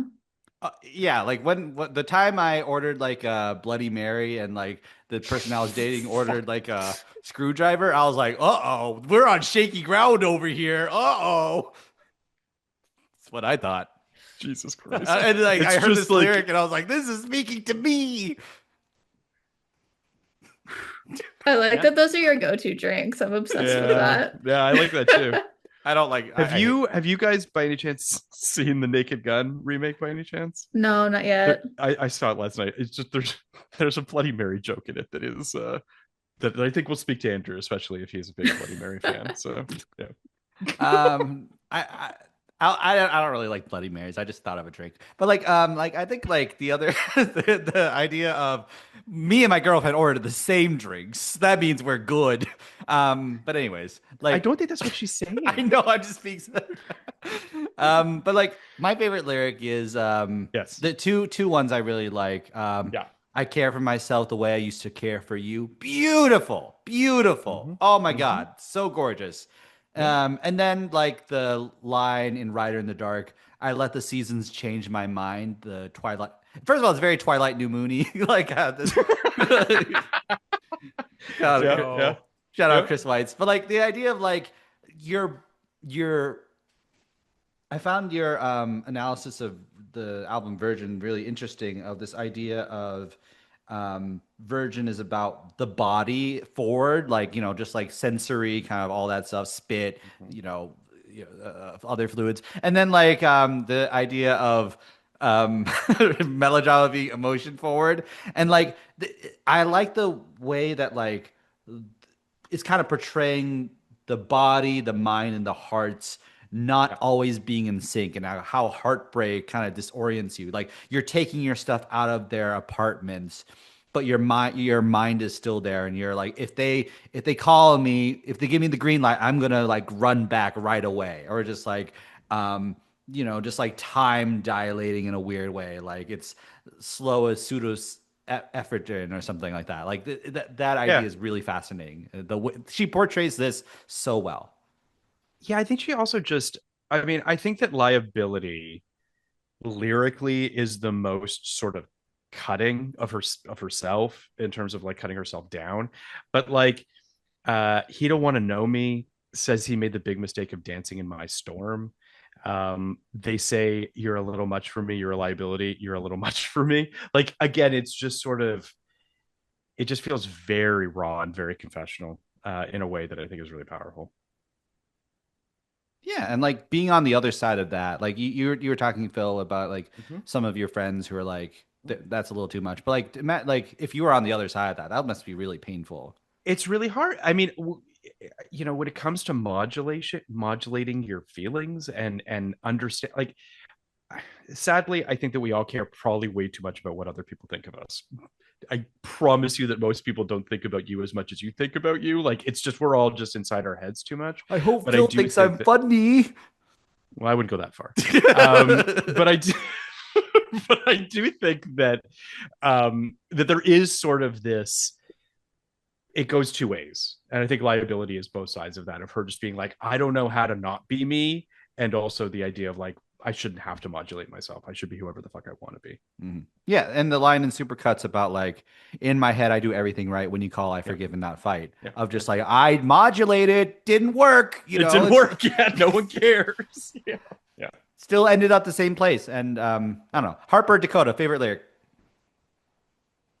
Okay, this is gonna be a crazy one because it's not really emotional. I think it's just like something that I love, and that's a line in a song is broadcast the boom boom boom and make them all dance to it is so fucking good. Like I love it every time. As So a pop good. writer, too. Like she's like showcasing that side of herself. Yeah, I mean that was like she was on like her Michael Jordan, or she was on like her Michael Jordan or like Kanye level of arrogance, where like she had so much confidence in that line to just be like, I know that I did that, you know, like I obviously you're gonna dance to that, like I just know. Which is also like why I think people rejected solar power so hard, because they were just like, where are the bangers? Why aren't you? You know what I mean? Like, where is the boom, boom, boom? You know what I'm saying? That is a good point. I think that like yes, where's the boom, boom, boom? I think that the problem is that like my issue at least with solar power, because I don't want to act like the audience was a monolith, because I see some criticisms of what came after, and I'm like, I don't agree with that. Sure. It's not necessarily that she didn't make an album full of bangers, but to me, like, we're seeing what Virgin turned out to be, like, with that course correction, feels like it invalidates almost everything that Solar Power said. And Solar Power was saying things very, like, I don't want to say, like, 100%, because Stone at the Nail Salon, fantastic song, right? But a like, great title, if nothing else. Yes. But so much of that album was kind of like, I'm this celebrity. I have been to the pop Mount Olympus, like I've been to the greatest highs, and I'm going to reject this life. I just want to like get in touch with myself. I want to get high. I want to be at the beach. I'm throwing my phone in the ocean. I don't care. And then Virgin is just like, well, I'm going to post my crying selfies, and like I'm gonna be posting these stories, and like actually everything that I said, like it was a really tough time. I had nothing figured out, and like I'm just like kind of lost and confused now. And that's not me. That is me being very harsh, right? Like I would say that's harsh. You being quite reductive, but yes. Sure. That's me. That's like, we're not talking about solar power, so I kind of have to be here. Like, I definitely am being a little reductive. But my point is that like she's really lost that confidence of like knowing, of like having that internal sonar, in my opinion. And I feel like whatever comes after Virgin is going to be doing the same thing that she just did to solar power. Maybe I'm wrong. Wow. I feel maybe like Deflowered. We've said a lot. We've referred to said a lot for sure. A lot. No, about being Lorde in her 20s, but like genuinely she was 20 when she wrote it, which I don't really feel is like in your 20s yet. I would say Solar Power and Virgin are more like in your 20s. So I think for her to be so confident on Melodrama has more to say about being like a late teenager who thinks you have everything figured out. Solar Power being like, okay, well, I guess I have to step into being an adult, like pretend like I have everything figured out. And then Virgin being like, I'm in my late 20s now, and I realize everything that I thought I knew is not there. I didn't know anything. And I didn't know anything, and now I'm actually an adult, and like, yikes. I also just because I do think I need to defend Lorde a little bit against your accusations. I do feel like Virgin, production wise, is so stripped down in comparison to Melodrama. I love Melodrama. I'm not saying this isn't a versus situation, but I do think that like Virgin has beats, don't get me wrong, but like it is not a Jack Antonoff production. Um, it's much more stripped down. It's much more lyrics forward. Um, yes, what was that is obviously the fucking single, but like, are we really dinging her for having a single that sounds like a Lorde single? That sounds a little absurd to me. But also, I am a little bit though, because to me, no, I know you are. I think that that's ridiculous. But my issue with What Was That is not that it sounds like a Lorde single. My issue with What Was That is that it sounds like a TikTok Lorde single. I think that Virgin, if it's Hammer, if it's Shapeshifter, Man of the Year, there's a lot of truly amazing songs on this album. I think that Broken Glass is a great fucking pop song. Like, I think that this album, it's easy, I think, on some level to be like, it's no melodrama. And that's fine. We can all do that. And Lord knows, no pun intended, that they're going to do that to her forever. That's just the part of, you made a great album, so everyone wants that album again and again and again. But she's not going to do that. I think that she's course corrected a little bit with this album, but I also just think that like Melodrama, as Harper just said really, really well, like she was barely in her 20s and she made this masterpiece of an album. So, you know, maybe we should cut her a little bit of slack and say, hey, Virgin's a very good album, but it might not be Melodrama. This is like watching Socrates and Aristotle debate each other, like in the public square. Just like, do you have a knowledge of that? Is that do you know what that was like, Andrew? Yeah, I was there. Yes, just check that. Time Lord. I do think.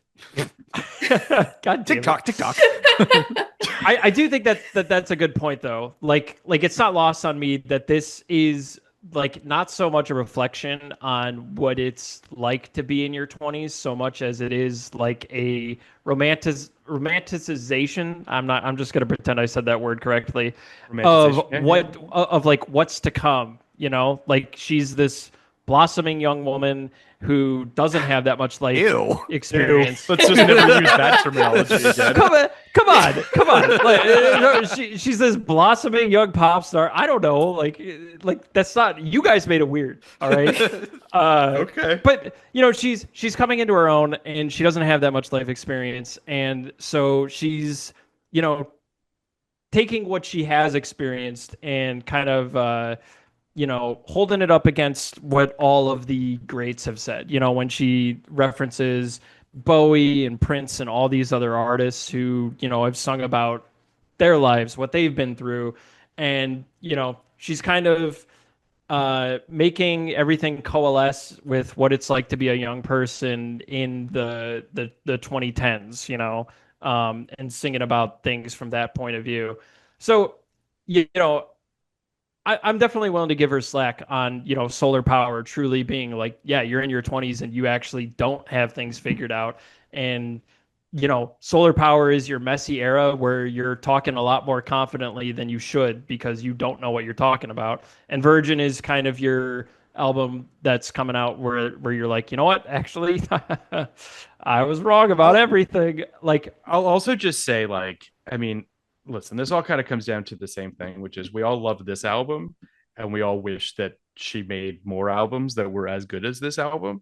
And, you know, I think that she's capable of it. I think that Virgin shows she's capable of it. And we'll see what she continues to do. But also, like, I kind of like feel bad projecting anything onto sort of this, considering everything that she's given us, right? Like as an artist, and as it is just kind of like and I in no way, shape, or form equate myself to the level of art that she is doing, but like, you know, I understand to some degree this notion of like, you made a thing that we really like. Sleepy Hollow season 1, people fucking loved it, and let me tell you, they did not like season 2.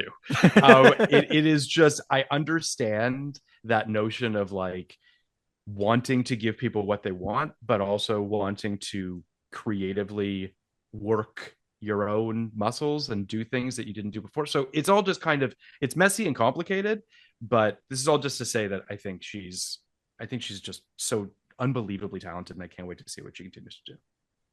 Any stray observations of this album that we haven't touched on?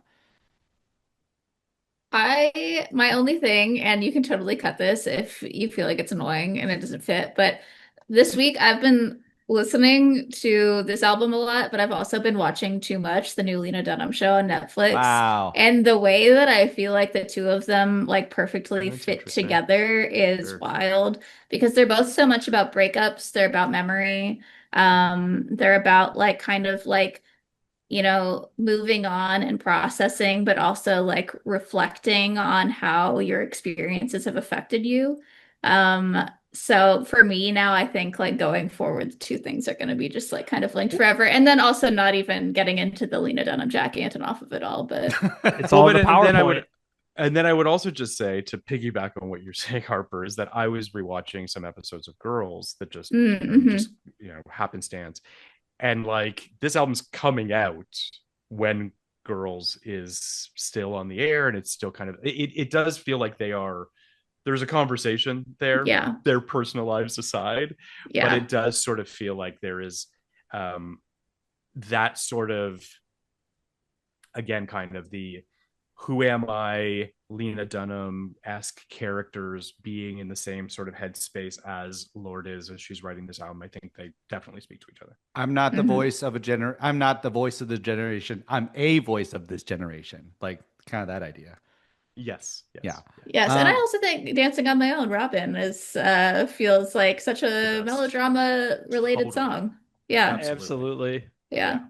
My girlfriend's been rewatching Girls, so like so good. I like sometimes I'll like sit down and watch an episode. And yeah, like I think that they both capture like the just like the messiness and the uncertainty of that time in everybody's life, especially like being in the big city. Like this and Blonde, character. This and Blonde, not Channel Orange, feel like two extremely urban albums. Like I could not imagine listening to this in like DeKalb, Illinois. That's where I went to college. So like, if I'm walking down like Lucinda Avenue, like listen, the city screams it back at you. No, it doesn't. There's nothing but corn out there. It screams nothing. I like the just the instrumentals. I just want to shout out to Jack Antonoff. Instrumentals, they're so good. Like in the age of do do do do do do do do do do do do do boop boop boop boop boop boop boop. We ain't never getting over. Like that song. Like okay, wait a minute. Wait a minute. Which song is that? That was closer. But like of all the songs you're gonna bag on the Chainsmokers for, you're gonna choose like Closer, like one of their only good songs. But like in the age of it, but this clears that so like it like does it has like moon boots and like jumps over it. It's like it's so much better than like any of that kind of techno-y like instrumental like synth break in the middle of a song that's supposed to be euphoric and such. I think this like is so elevated beyond that. I also just it should be said, like I don't. Jack Antonoff is a thing that I don't think I completely understand as a human and just as like a producer, but I do think that he's produced a whole sort of swath of pop artists. It's hard not to be like, this guy's obviously incredibly flexible in terms of being able to bring out the best in a whole slew of people. I mean, even just like the stuff he produced on Short and Sweet, like it's just he is just very attuned to this stuff, so it's hard for me to kind of rag on him, even if at times I would love, for instance, Taylor Swift to have a slightly different production design. It would I love those albums, but there is a part of me that's like, I hope we're turning a page and I hope that something on the other side with these artists is going to be just a little bit different sounding, but it is what it is. You can tell when Jack is inspired. Phoning it in, yeah. And yeah, you can I love Claro. I have like my performative man starter pack. I listen to Claro, Subi. I love Claro and I love Lana Del Rey, but like Sling with Jack, like Clairo's album Sling and Chemtrails Over the Country Club. Like those are two albums where They're amazing. Jack is asleep at the wheel. And same thing with kind of some of the malaise on Taylor's later work. But like this album, I think has been maybe the most inspired that Jack has ever sounded. And we can get into we can talk till the cows come home why that might be.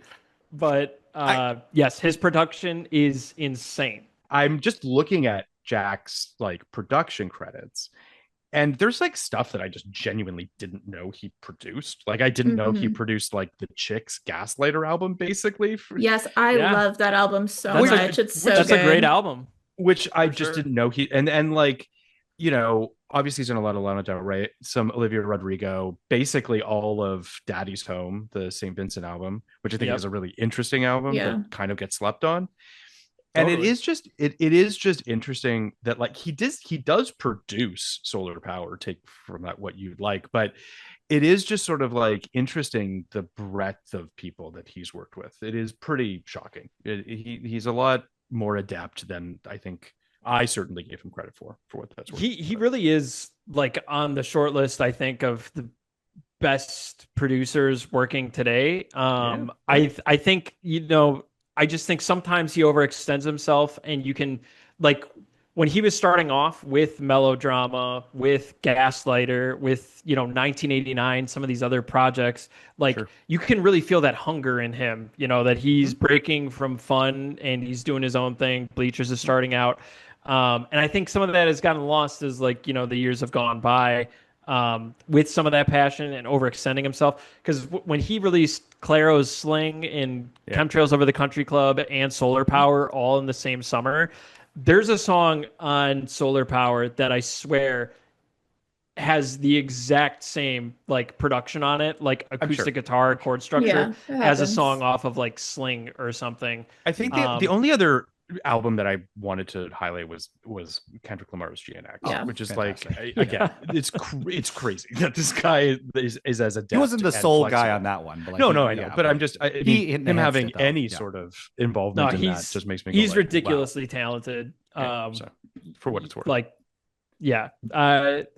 I wish that his name would be like seeing producer credits on something was still as exciting as it was in 2017, but like that's completely unrealistic, like from how prolific he's been. But he did his thing on this album. I really think that he had a very unique sound palette here that hasn't quite been replicated, other than kind of the screeching chorus synths on What Was That like that feels like the closest microcosm of what I in feel terms in of my a mind. one-to-one.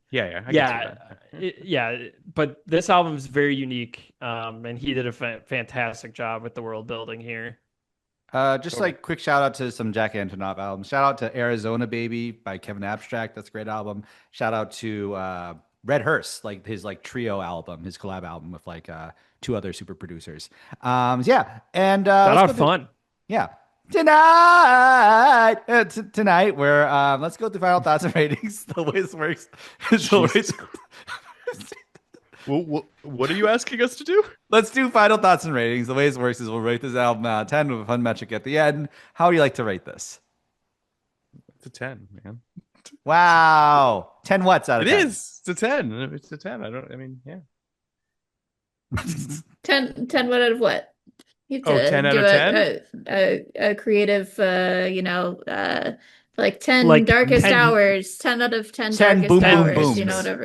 10 different drinks at the same bars. Yeah. Oh, that's a good one. I see what you're saying. I don't 10 I don't know, man. I don't know. 10 Writers in the Dark. I don't know. Wow. Yeah, there you go. I'll give this like I'll give this 8 bedrooms out of 10. Bedrooms out of 10. Did you say 8? Yeah, I'll give it 8. Yeah. I need to listen to it more though. I need to listen to it way, way, way, way more. What's holding it back? Just like a few like kind of I just didn't spend enough time with it, like to like say, okay, this is a classic. Like maybe this needs to go in my rotation like 100 times more. and like live with me and like maybe accompany me through some harder times.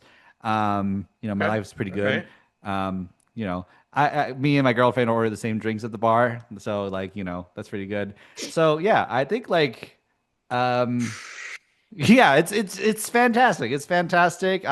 I initially buckled against it a lot. I texted the group chat like I'm not liking this very much, and Dakota was like, delete this champ. Whoa, wait, no, no, no, no, no, no, no, no, no, Yeah. no, no, no, no. Hold on. I And then we didn't know both we were. immediately attacked him. Yeah, I didn't know that we were, dragging DMs in here. You did not say that. You said that you couldn't handle her. Like you asked, does her voice do this for the whole album? That's I true. don't I know did if I talk to can handle Jonathan it. about that. I was like, You I gotta don't know. I consult your gotta be partner. ready.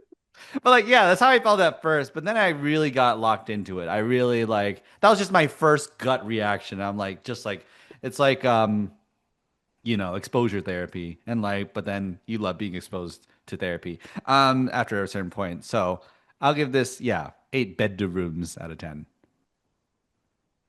I would like to just shout out Marlon Williams has an album that's Lorde was featured on this year, and if you haven't heard it, you should check it out. It's entirely in Maori. It's very good. And yeah, they do a really really great duet on that album. But yeah, I'm gonna give it 10 out of 10. Holy sick divine nights. Loved it. Love this album. It's perfect. It's like genuinely, I think it's one of the greatest albums of all time. Oh So yeah. yeah. Yeah, I think that this is one of the best albums I think of the last decade, the Wow. 2010s. I think that this was such a perfect time capsule of 2017 and the summer of 2017. Um, it's rare that an album feels like so wholly distinct, but also like clearly standing on the shoulders of giants in terms of like its ambition, its confidence, and the execution. Um, Listening to this album again today, it this album truly feels like it's 10 minutes long. Yeah. It's such a captivating experience that like from the moment that you hear that first melodramatic ass note on green light to, the fading sounds of perfect places, like I feel like I blinked and, I missed everything, but also like I'm just so locked in that nothing else matters. It feels the stakes feel impossibly high. It's melodramatic as hell, lives up to the name. This is a blossoming artist coming into their own. It's perfect. I think that you can put this on the pantheon of pop albums of the 2010s and just albums in general. I'm going to give this 10 out of 10. Out of 10. Yeah. Lovely. Well, thank you. Yeah, that was our episode on melodrama, apparently. And yeah, like I guess that was it. I'm just kidding. Jesus. And, yeah, like thank you so much, Phil. Like you're such a delight. You're such a delightful foil to me. Like, you're such a delightful foil. Like I have so much fun whenever we're on the show together. So like It's an absolute pleasure, and I hope to have you back on our pod as soon as we figure out what we're doing. I mean, yeah. it's Emily is back on the Yellow Jackets writers' room, so things it's a whole thing unto itself. But we've got a bunch of stuff banked. When is this dropping? September or first week of September. Okay, so we're currently in the middle of the miniseries on best director follow-ups from the 2000s. So Wow. it's real, like it's AI, Ocean's 11, Oliver Twist, Lust, Ooh. Caution, Let's Burn After go. Reading. It's a real it's a lot of weird shit. It's great. King Kong. Yeah, it's been a lot of fun to do. So so that's exciting. Yeah. So Hell yeah. Yeah, and you're breaking a pilot. That's pretty exciting, right? I'm writing a pilot, so that is exciting. We'll see what happens with that and with other pitches and what have you. I can't wait to be back on this podcast to talk about Bjork one day when I finally wear you down to do Bjork. Which album? I mean, I guess it's got to be Homogenic, probably. I mean, it's that. I mean, maybe that or Post. I don't know, but I could talk. I mean, I can go deep on Bjork. Mhm. She's my Yeah. probably my favorite artist if I had to pick one. So What's Bjork's favorite sandwich? A pulled Bjork sandwich. All right. That's a Matt Besser joke. I didn't write that. Off to bed. jeez, yeah, I think that's. I don't think we're gonna do better than that. I think that feels like a Someone great way to else's joke. sign off. Yeah, someone else's joke poorly delivered. Sounds great. I mean, it's Oh, what else could you ask for? well, anyways, like you can follow me at Andrew Ambrose Lee. You can check out our Patreon show. I've been meaning to watch that. I believe we'll be covering Rents coming up this month. That's very exciting. There you go. Exciting. 525. I forgot. Anyways, so yeah, like you can follow Harper at Harping About, Dakota at down underscore with underscore fun. You're Stanley better at about that than me. Stanley at Snapasten. John at John Butts is here. There are other hosts of the show. And yeah, I'm gonna grab my notebook here. I'm gonna grab my pen and All right. Were you setting that up when you turned off the lights earlier? bet you got a room dissing a rider in the dark. Anyways, thanks so much, everybody. Have a good day. Click.